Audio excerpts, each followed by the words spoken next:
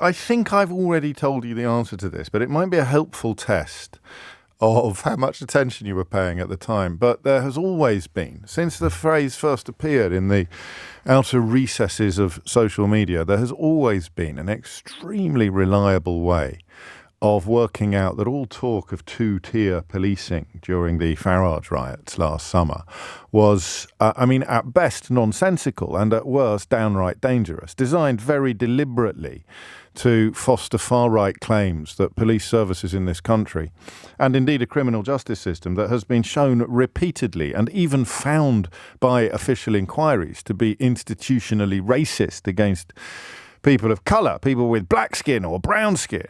Of course, far-right white supremacists are desperate to believe, or at least desperate to persuade the weak-minded to believe, that the truth is in fact the opposite of what their eyes and ears tell them, that the criminal justice system or the police services are in fact biased against white people. It's 5 minutes after 10, and occasionally I stumble across a Rosetta Stone, a skeleton key to unlock a story so powerful that I am very conscious of how bad I am at keeping things to myself. So I'd have been a rubbish spy. I always quite fancied being a spy as a kid. I'm reading a brilliant espionage novel at the moment. I told you about it last week, but I gave you the wrong title, for which I apologise. I gave you the title of the first novel in the series, but I'll give you the correct information later in the programme. I'd have been a rubbish spy because if I'd pulled off an amazing mission, I'd have wanted to tell everybody. I'd have come on the radio the next morning and sort of started dropping hints. I'd have been like, you know that mysterious assassination in Kiev at the weekend? Well, I'm just saying that I wasn't at home on Saturday, or whatever it might be. Assassination of a baddie, obviously, of a Russian actor. So I'm very bad at keeping things to myself, and yet this observation is so powerful that I certainly can't run the risk of forgetting to tell you, but it makes such a nonsense of any claim whatsoever that there is or that there was two-tier policing over the course of last summer's riots. Just fall apart in your hands. 6 minutes after 10 is the time. In fact, and we'll open Idiot's Corner early this morning. Mark's been in touch. He says, the radical left mouthpiece takes his turn. Time to turn off. I think we can add the phrase radical left to phrases that really stupid people use without having the first idea what they mean. So I'm grateful to Mark this morning for not only opening up the gates of Idiot's Corner, but also for reminding us of the power of these phrases that excuse bigoted people, the sometimes quite draining effort of thinking about things and trying to understand things. So there's something I don't understand, and we're going to put in the effort to try. So as I read this morning about police forces being unprepared for the level of violence that broke out during the Farage riots, and I read also that the inquiry by the Home Affairs Committee into the aftermath of the dreadful killings of those three little girls, that the police silence made the violence worse. That's the headline in the Daily Telegraph. It's a little greyer than that in the detail. It cannot be determined, they conclude, whether the disorder could have been prevented had more information been published. However, the lack of information created a vacuum where misinformation was able to grow, further undermining public confidence. Can you work out what I'm troubled by here? I've thought this from the very start. I thought this from the moment that Farage started bleating about how it wasn't his fault that people were spreading. It wasn't his fault that he spread misinformation about the Southport stabbings and then tried to blame it all on Andrew Tate, who he has, of course, previously described as part of the same phenomenon to himself. Made no secret of his admiration for Andrew Tate. But him trying to claim that it's the police's fault that we spread misinformation troubled me at the time, and it troubles me now for two reasons. The first is that we should surely be dedicating our attentions to telling people minded to spread misinformation to sit down and shut up.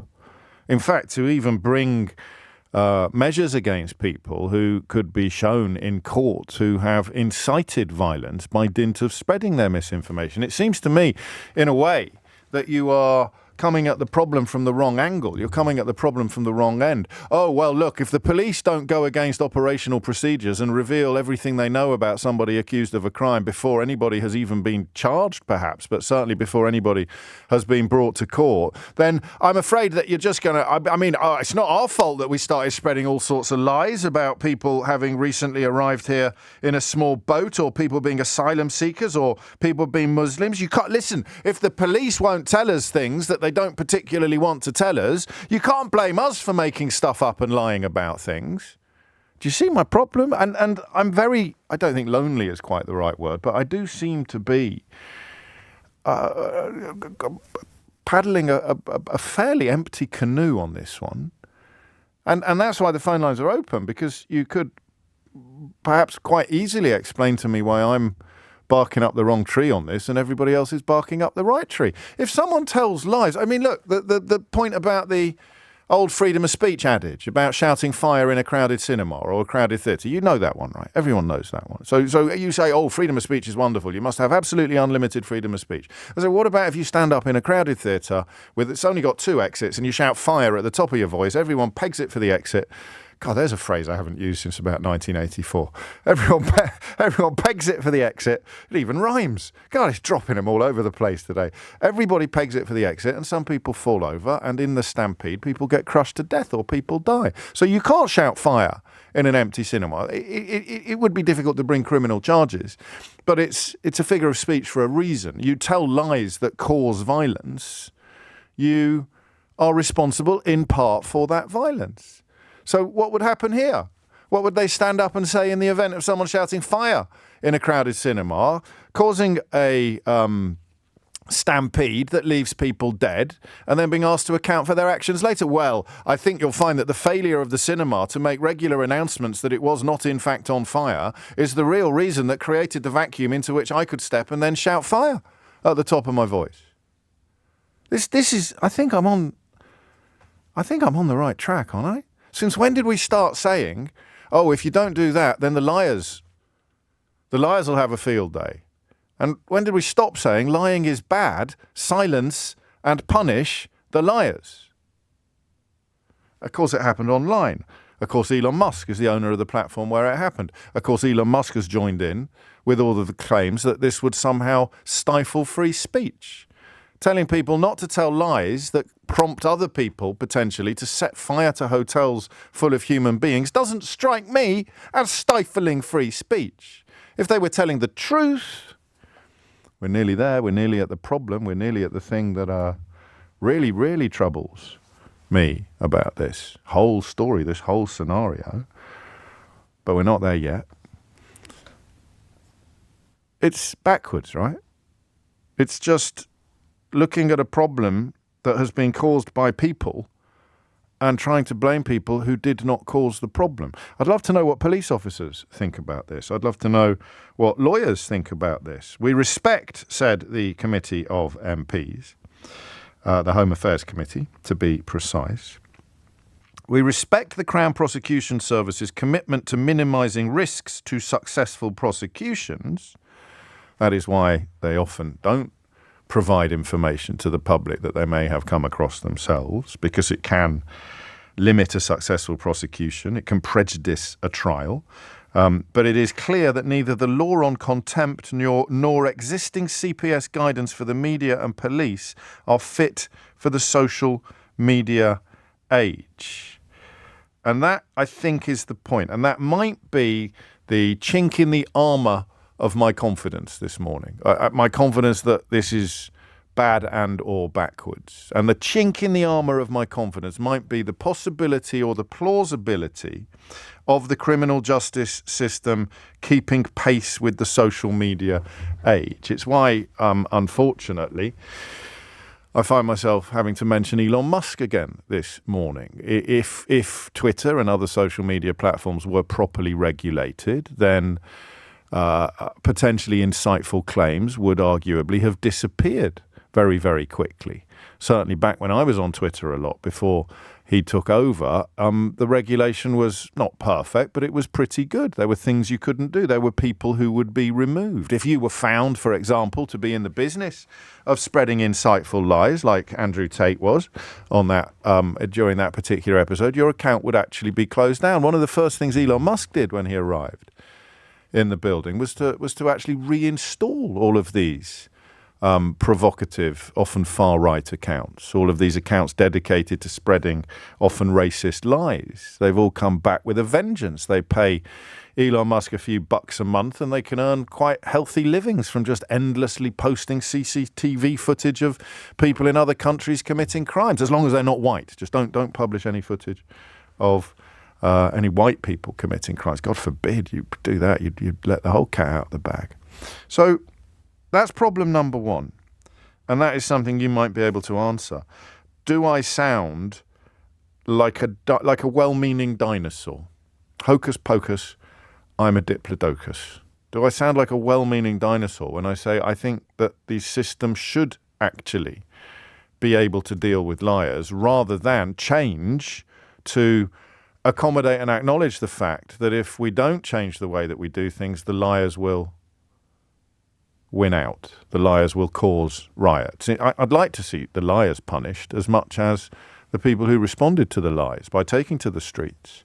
But that, of course, hasn't happened as much as you might have hoped. Some of them were quite rightly banged up, but not all of them, it seems to me, have been held accountable for the forces they helped unleash during that season of rioting. So that is, I don't know who's qualified to answer that question.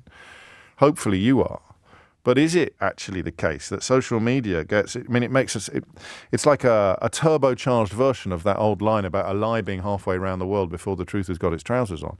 And that, of course, was a figure of speech long before social media was invented. I think it was a figure of speech before computers were invented, or even perhaps telephones. A lie will be halfway around the world before the truth has got its trousers on. Imagine a magnifying lens which increases images by a factor of 1,000. And now look at that figure of speech through that lens. A lie is halfway around the world before the truth has got its trousers on. It's 1,000 times truer than it was in the world before social media, 1,000,000 times, 1,000,000,000 times. And that is the bit I don't get. Whether or not what seems obvious to me, of course you don't change the way that you do things because of the way that liars, and often in this case racist liars, behave. But actually, the changing technology means that they have to. So that's question number one. And this is by far from the most troubling question that I'm going to ask you this morning. Should the police be revealing details of suspects if bad actors are going to lie about these details in the hope of causing the kind of riots that we saw last summer? Should the police actually be revealing details? And I think you can see the scary bit now, right? You can see the question that's been bothering me since this happened. And that is, what did they think would happen? So you say he's not a Muslim. He's not an asylum seeker. He's not recently arrived on a small boat. And everyone is just going to pack up their Molotov cocktails and go home. Well, maybe, fingers crossed.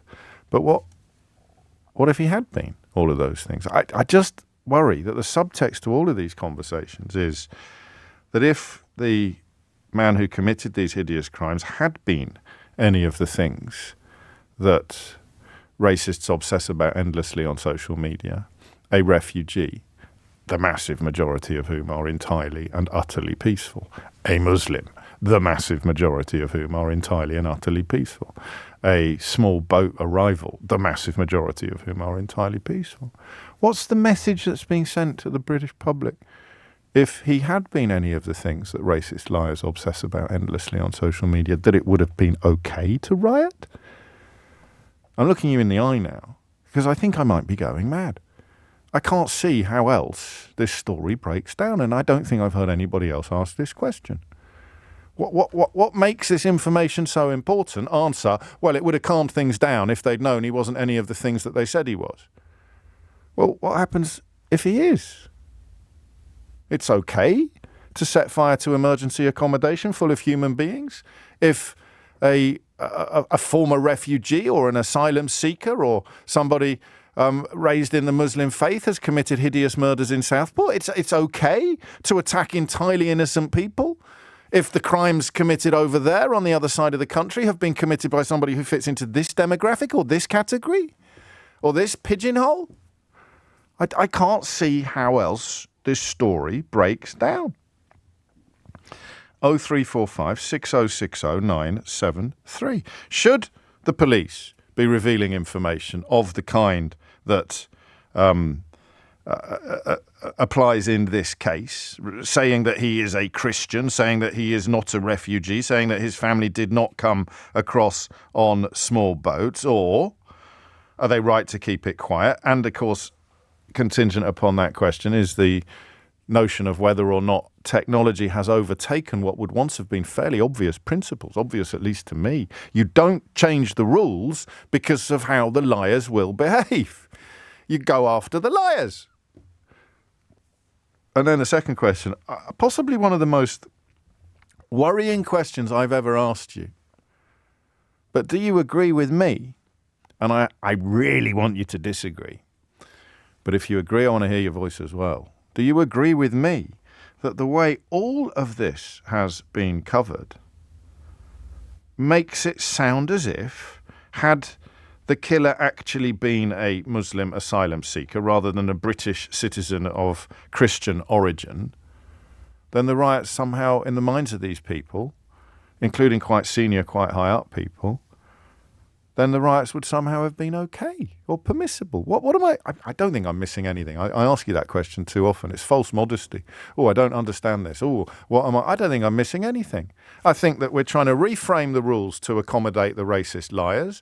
And I think that we're sending a message out to the British public that, oh, if he had been a Muslim asylum seeker, then setting fire to emergency accommodation full of refugees would actually have been okay.